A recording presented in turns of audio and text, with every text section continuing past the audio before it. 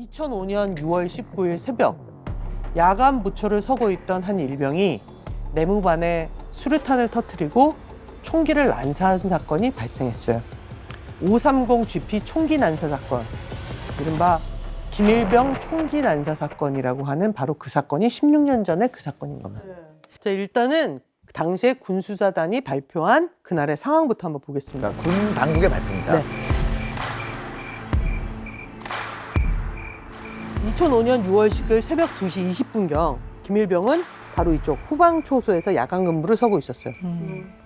그 교대 20여 분 정도를 남겨두고 김일병은 다음 근무조를 깨우려고 막사로 이동을 합니다. 근데 무장한 상태로는 절대 당시에 막사에 들어갈 수가 없었어요. 그래서 자신의 총은 바로 이 초소에 그대로 두고 내려가던 거죠. 그래서 이 계단을 좀 내려오던 상황에서 김일병은 잠시 멈추고 결심을 합니다. 모두가 잠들어버린 지금이 기회다. 김일병은 내무실에 몰래 숨어들어서 다른 사병의 총을 일단 탈취합니다. 그리고 그 총을 들고 화장실로 이동을 해요. 네. 그래서 자신이 갖고 있던 탄창을 그 총에 끼죠. 밖으로 나와서 내무반 앞에 쓴 다음에 여기서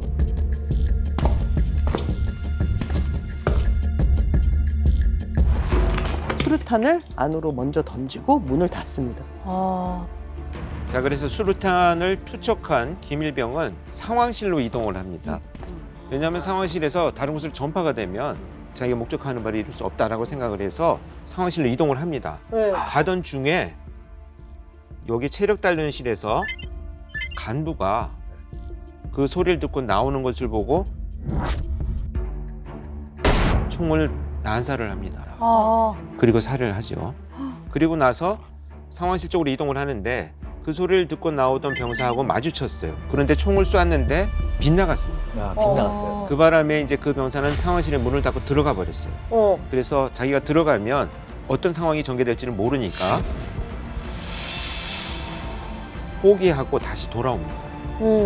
돌아와가지고 내무반 쪽으로 오는 길에 이 취사장에서 다리 모습을 보게 돼요. 그래서 거기다 총을 발사를 하고 확인 사살까지 합니다. 그런 다음에 이 김일병은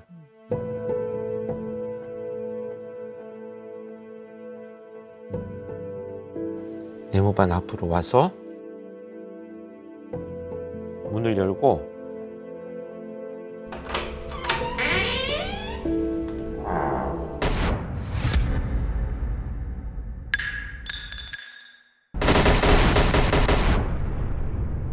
총기를 난사를 합니다. 무려 25발의 총탄을 발사를 하죠. 사실 김일병은 그 상태에서 바로 잡힌 건 아니고 상황실 근무자가 자신한테 총을 쏜 사람이 나와 같은 군복을 입고 있다는 걸 인지한 거예요. 군복을 입고 있던 보초병들이 모두 소집이 됐을 거 아닙니까? 그렇죠.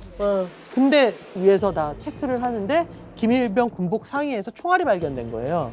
바로 그 자리에서 자백을 했어요. 총을 다 쏘고 이 일을 다 치른 다음에 대기를 하고 있었다는 거야? 아닌 척? 아닌 척. 근데 이 정도까지 일을 치른 거면 뭔가 굉장히 마지막까지 저항하거나 왜 너무 허무하잖아. 왜 이렇게 해놓고 왜? 여기 현장 검증 영상이 있어요. 여기구나. 연천, 그래, 연천이야. 모아서 내부가 들어가니까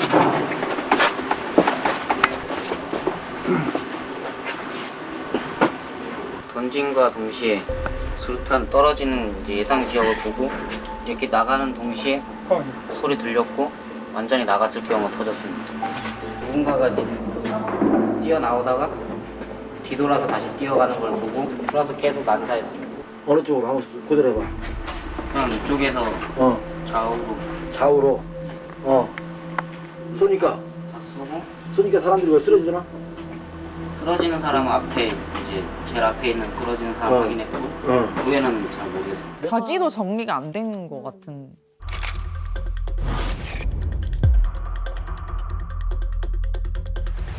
천장에 선풍기, 밑에는 자고 있던 이불이 다 있고.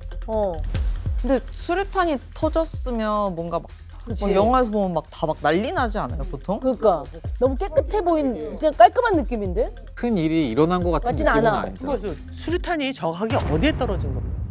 그 슈루탄은 지금 김일병이 문을 열고 던진 곳이 바로 이 장소입니다. 복도로 그 사이에 있는 데로 던진 게 아니고. 적인 건 거죠, 지금? 지금 의문점 중에 하나가 박모 상병은 상병. 네.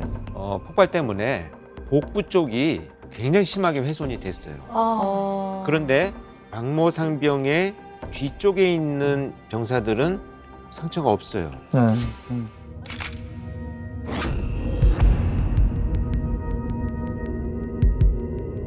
김동민 일병이 내무실에 던졌다는 경량형 세열 수류탄은 한화 K413 제품이다. 이 수류탄은 1,000여 개의 쇠구슬로 구성되어 있다. 그렇다면 사망자와 부상자의 몸에 박혀있는 파편은 쇠구슬 모양이어야 정상이다. 그런데 부상병 중 일병의 몸에서 정체불명의 파편이 나왔다. 실물 파편 형상이 원형이 아니라 사다리꼴이었다. 사다리꼴. 오, 그게 이거다. 이거다. 그게 맞습니다. 이거고 확대한 게 이건가 그러니까 몸속에서 봐요. 그렇지, 나온 그렇지. 거구나. 이거여야 하는데 몸속에 나와서 이거라는 거야. 네.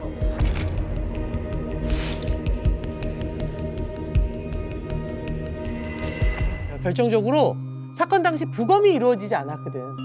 왜요? 현장에서 검안만 했는데 군의관이 총상이라고 기록한 상흔 중에도 너무 이상한 상처들이 많았던 거야. 수류탄 폭발로 가장 많은 피해를 입고 사망한 박상병 아버지를 만나서 네. 얘기를 좀 들어봤어요.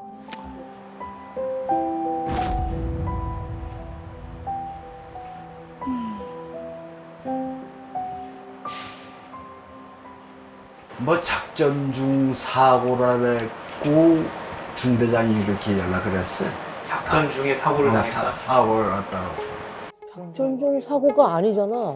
우리도 그 생존 사령들한테 들었는데 교육받을 때 RPG-7으로다가 북한에서 무기 쓴다 그러더라고.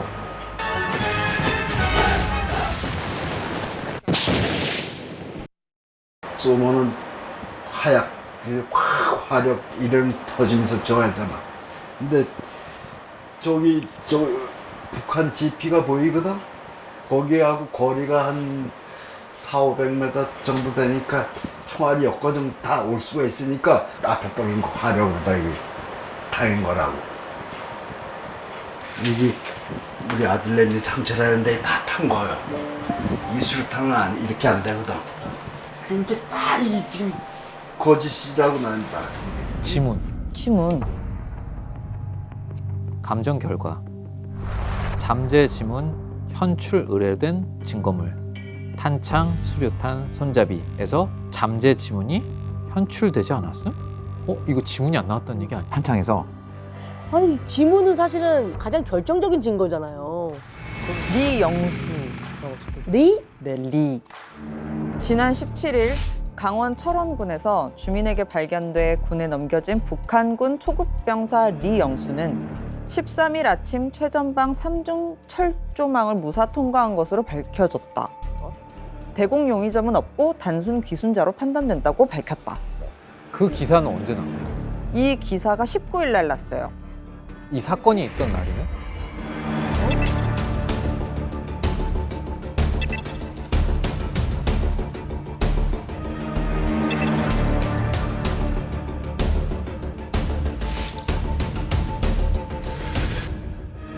일반인이 만약에 월남을 하더라도 그 그렇지. 조사하는 기간이 긴데 심지어 군인이잖아. 그러니까. 근데 군인이 월남을 했고 저렇게 무사통과를 했는데 이틀 만에 그냥 단순 기순인 걸로. 리영수가 검거됐잖아.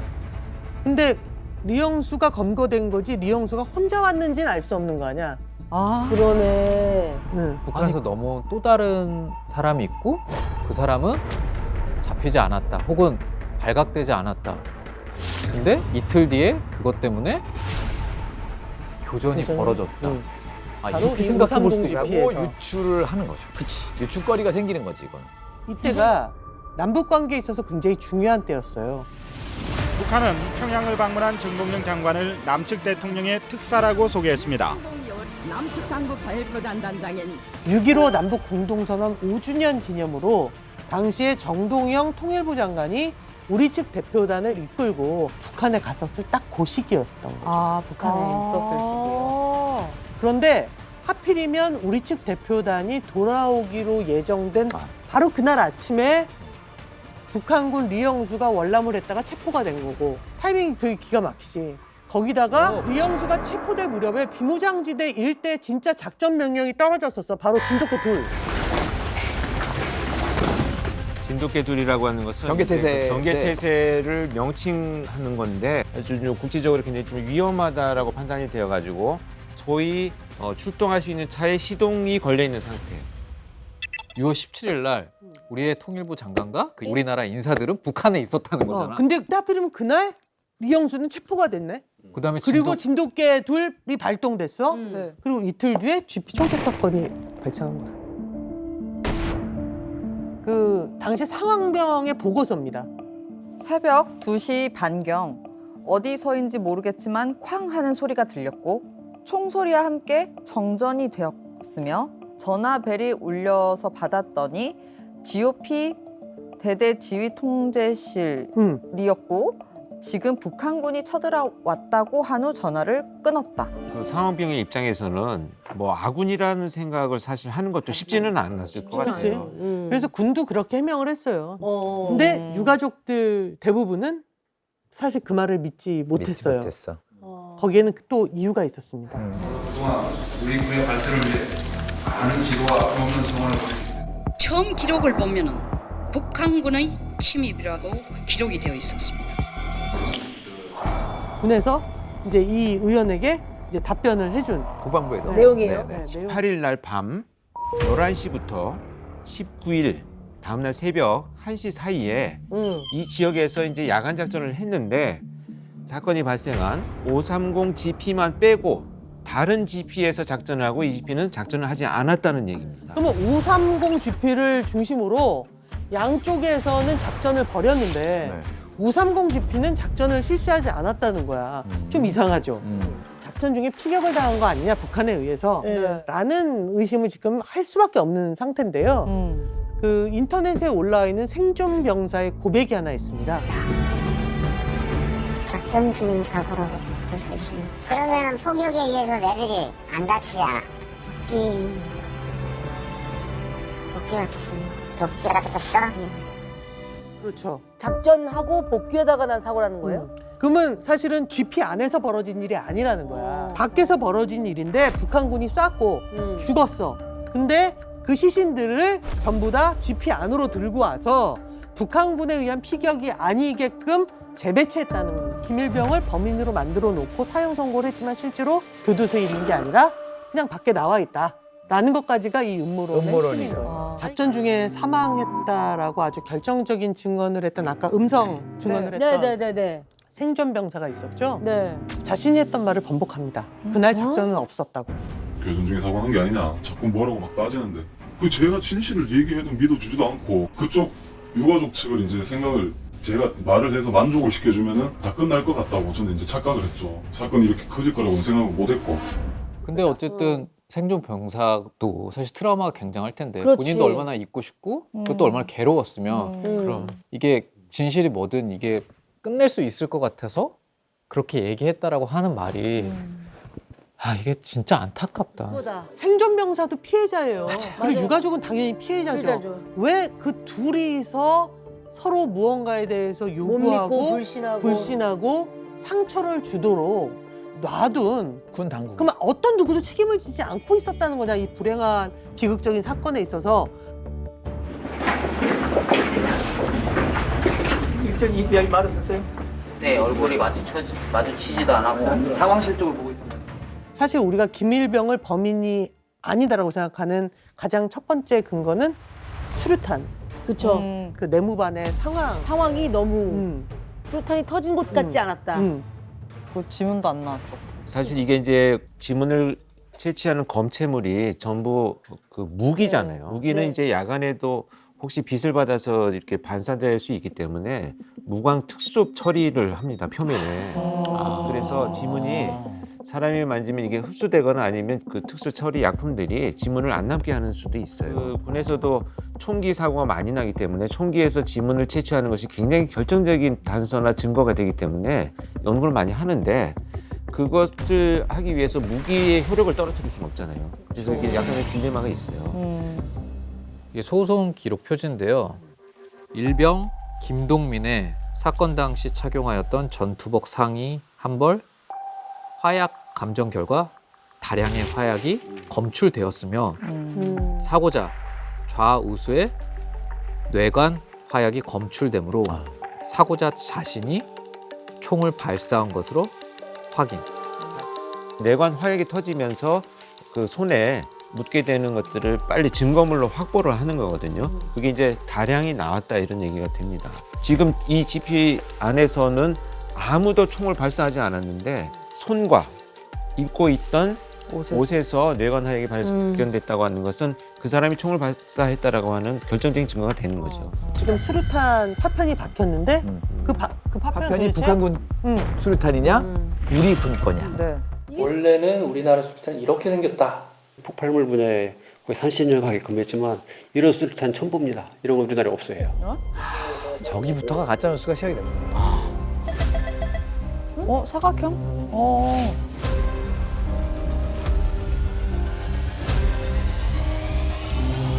KG-14 세열 수류탄은 이렇게 한 면의 길이가 약 2mm 정도 되는 정육면체의 이런 큐빅 형태를 띠고 있습니다. 그래서 이거 보니까 큐빅이라고 표현하지 않고 그냥 일반적으로 그냥 구슬이라고 그냥 표현을 많이 합니다. 근데 사실 전문가적인 입장에서 보면 새 것은 아니고 정육면체죠. 그래, 그냥 군에서 쓰는 용어였던 거예요. 그러면 이제 네모반은 또 어떻게 되는 거예요? 이게 뭐야? 아, 천장이. 뭐가 있네요.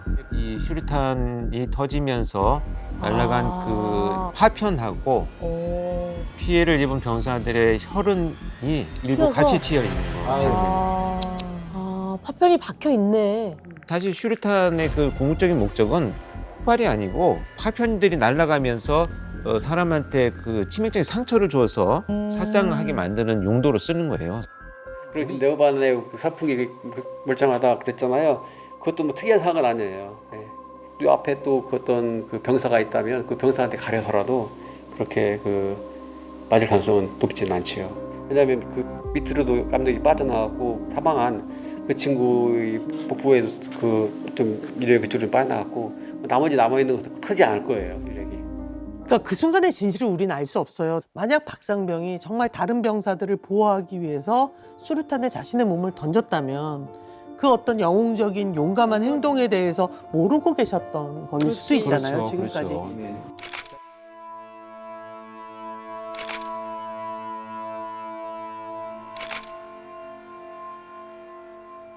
그냥 사진만 봐서는 의문을 제기할 수 있는 충분히 상황은 되는데 당연히 화상을 입지. 붙여서 쏘거나 가까이서 쏘면 화상이 입어요.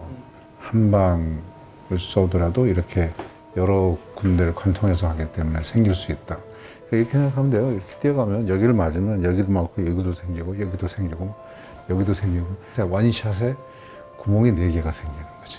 변조됐거나 시신이 어디서 옮겨왔다거나 할 수 있는 상황은 전혀 아니다. 왜냐하면 시신에서 나고 있는 출혈 방향이라든지 그 주변에 피가 끌린 방향이라든지 이런 것들을 다 종합을 해볼 때 사고가 일어난 시신을 여기다 갖다 놨다라고 하는 것은 도저히 동의하기가 어려운 상황이라는 것이죠.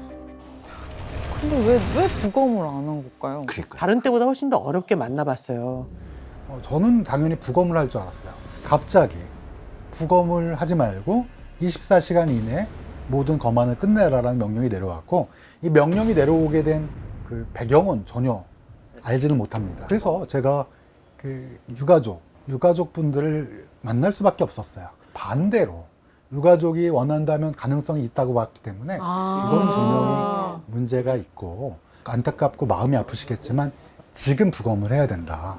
유가족 분들이 원하시면 다시 얘기를 해보겠다. 다 얘기를 했는데 화를 내신 분도 있고요.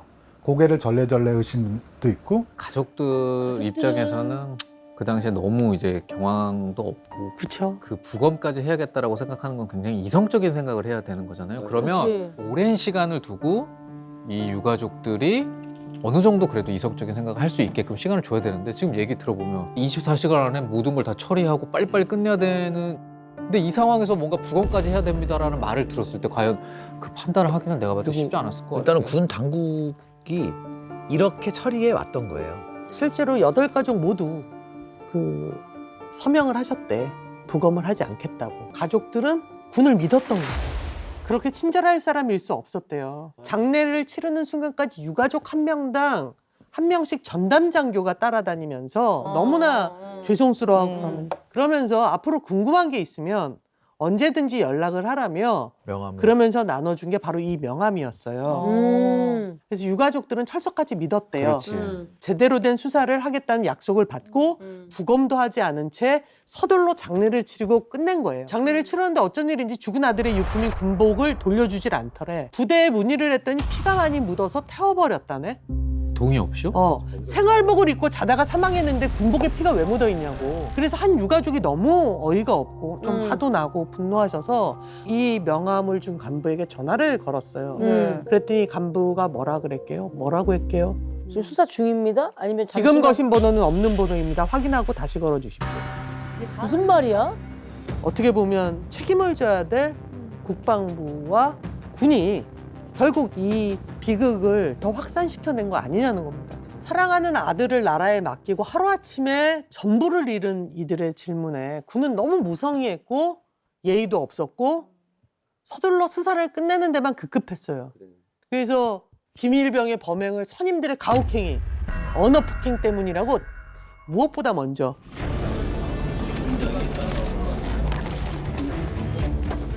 사고자는 1월 14일 전입 후에 선임병들로부터 빈번한 인격 모독성 언어 폭력 피해가 있었습니다. 내성적인 성격의 소유자에게는 상당히 그것이 크게 작용한 것으로 판단됩니다. 진실규명이 먼저가 아니라 책임회피를 한 거네. 그래서 사고 직후에 죽은 아들들을 비난하는 댓글을 유가족이 목도해야 되는 거예요. 실제로 김일병의 진술 속에서도 심각한 폭력은 없었다. 라고 얘기를 했고요. 김일병에게 제일 잘해준 이들이 오히려 가장 잔인하게 목숨을 잃었다. 이런 말들이 있습니다. 아, 그때 당시는 아무 생각 없이 무조건 던졌다는 얘기인가? 예. 대상자가 없었다는 거요? 예. 대상자가 전혀 없었어? 정말 좀 어처구니 없게도 이 김일병은 이날 모두를 사살하고 불을 지르고 나서 이제 누가 죽었는지 시신도 확인할 수 없는 상황이 되면 자기가 어딘가에 숨어 있다가 세상이 조용해지면 집으로 돌아가겠다라는 생각을 했다고 진술을 하고 있습니다. 좀 본인이 한 행위가 진술이 되고 판결이 나서 수감 중이지만 유가족들을 조금 더 이런 진실을 알려주기 위해서는 지금이라도 어떤 그 범행 동기나 이런 또 실행했던 어떤 그 상황들에 대해서 밝힐 수 있는 기회들을 만드는 것도 필요하지 않나 하는 생각이 정말 듭니다. 이 상황에서도 혹여 이것이 또? 북한군의 공격일까봐 공격이라고 생각하시죠? 내 전우를 지키려고 아픈 와중에 일어난 거야.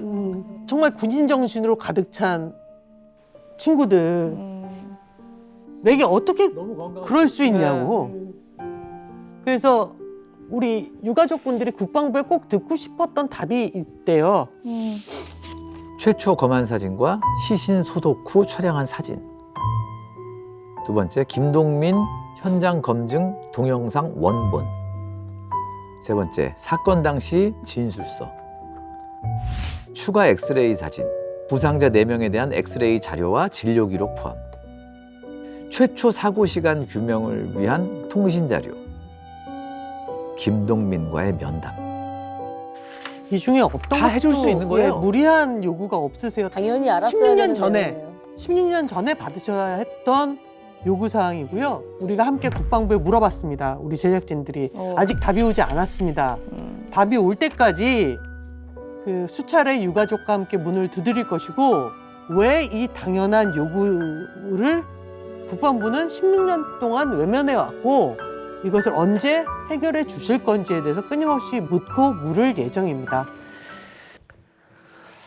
도쿄 세타가야에서 벌어진 일가족 모두를 살해한 사건입니다. 범인이 한국인이라고. 한국산 한국인 시대잖아요. 한국 사람입니다.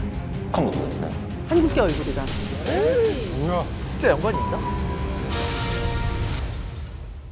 주인기를 납치했어요. 20만 달러를 몸에 감고 호연이 사라진. 오, 진짜? 살았는지 죽었는지 알 수 없어. 용의자가 1,000명이 넘었다고. FBI는 벤 쿠퍼를 일부러 잡지 않았어요. 진짜?